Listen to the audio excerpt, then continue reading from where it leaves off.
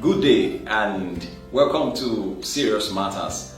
I will be sharing with you, we will be discussing, let me put it that way, we'll be discussing some matters that have been making the headlines. I think since yesterday that I did the last one, there have been other matters that have risen and they are making the headlines. My name is Olukunle and I've always been, I will continue to be your humble host and presenter here at ONIF TV. Yes, very quickly.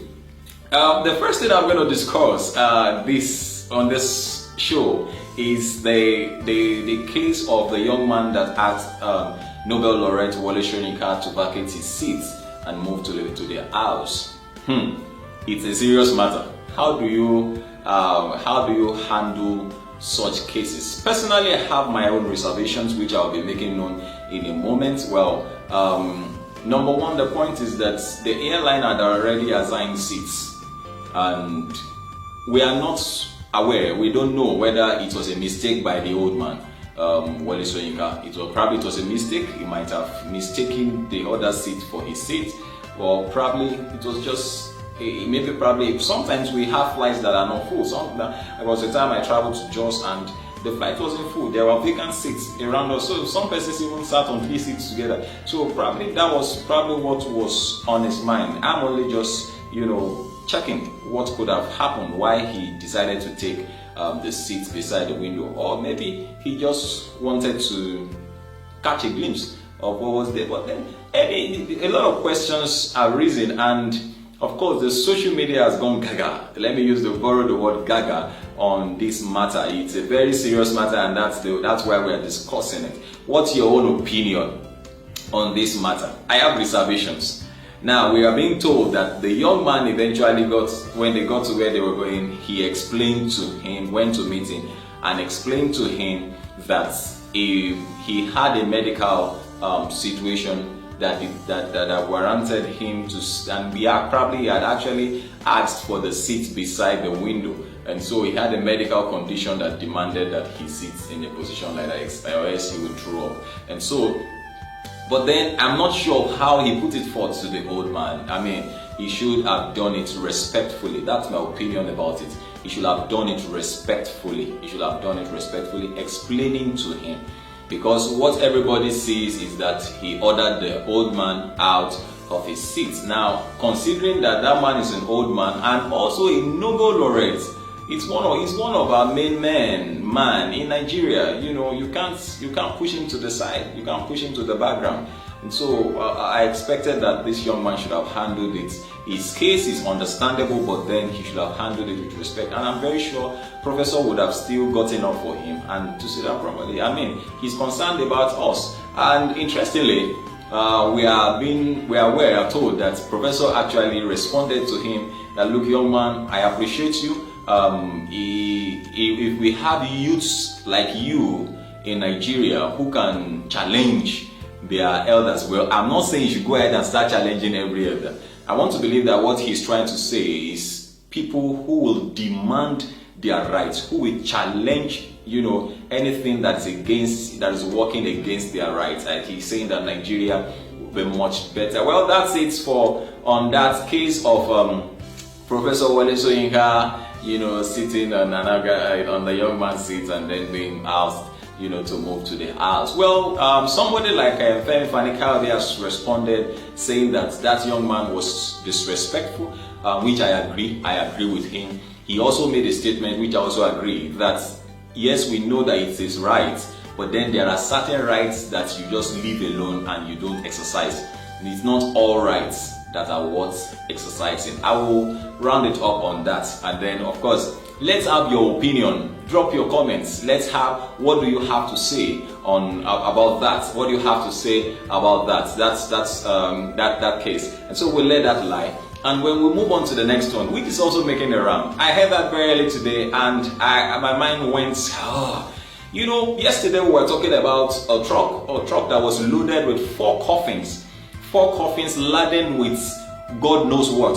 Of course, we perceived that there were munitions in those coffins that the police stopped, did not allow them to offload in Makurdi. We don't know where those things went to. My concern is, where are we heading to? Who are the people sponsoring these things? What do they have in mind? What do they want? What do you want? People are powerless. People do not, democracy is not even the government by the people in this country, and yet you still kill the people. What for? Well, it's a serious matter. And going straight to what I was going to talk about is the issue of the former governor of Ogun State surrendering. We are told that he surrendered 1,000 AK-47. 1,000 surrendered AK-47, 1,000 AK-47 rifles, and 4,000 bullets. 4 million bullets, I beg your pardon. 4 million bullets. That's scary. That's scary. And I recall that in that state, there were protests of salaries not being paid when this man was in government. And now he's even a senator. Where are we heading to? As of this time, Nigerians have been reacting and calling for the arrest of this man. Immunity aside, I beg your pardon, 1,000 AK-47s? You know how much each of those guns cost? And salaries were left unpaid? 4 million rounds of ammunition? To kill who? To kill people? Human beings? For what? During elections? I beg your pardon. I think we should stop this. I think we should start having value for our lives. I think so. Righteousness, the Bible says, exalts a nation. Every of this form of unrighteousness will continue to plunge the nation deeper into undevelopment. You have your children abroad, in the best places in the US, in the best places in Europe. And yet you buy ammunitions, you buy guns to kill the children of the poor men, the children of the farmers, the children of the roadside workers that hardly earn or feed on $1 a day. This is bad and terrible. I want you to know, and this is coming directly from me, but my personal opinion, of course, this is just serious matters. And I take responsibility for my opinions. It's just my opinion. There is what we call the law of karma. It goes round. And what goes round will definitely come around. It's a word for the wise. It's a word for the wise. What's your opinion? People, my people watching this video, what's your opinion? What will you have to say about this? For how long will we continue like this? Buying such a huge number of ammunitions because of elections? We can't continue like this.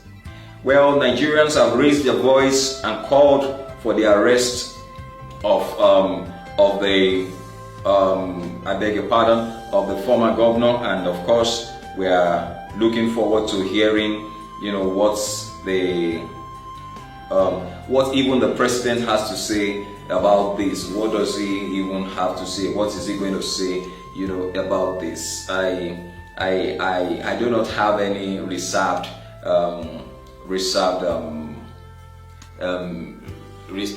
opinions. I've aired my opinions. He deserves to explain to us how about this. And remember, I recall that there were protests in that state during his tenure. Ammunitions were being bought with the monies that were supposed to be used to pay salaries.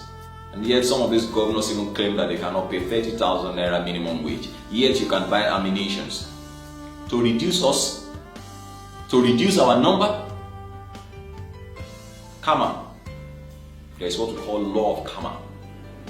And it's a word that is enough for the wise.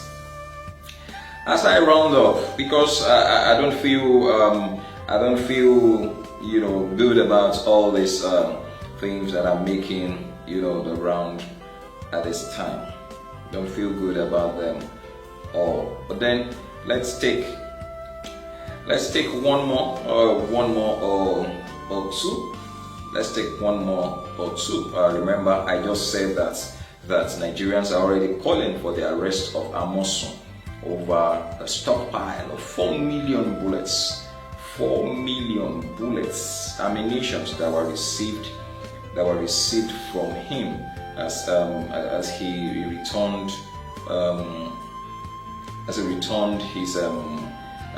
them to the governor. We also hear that in Osun State, the retirees are beginning to protest. They protested their 15 months unpaid pension. 15 months unpaid pension.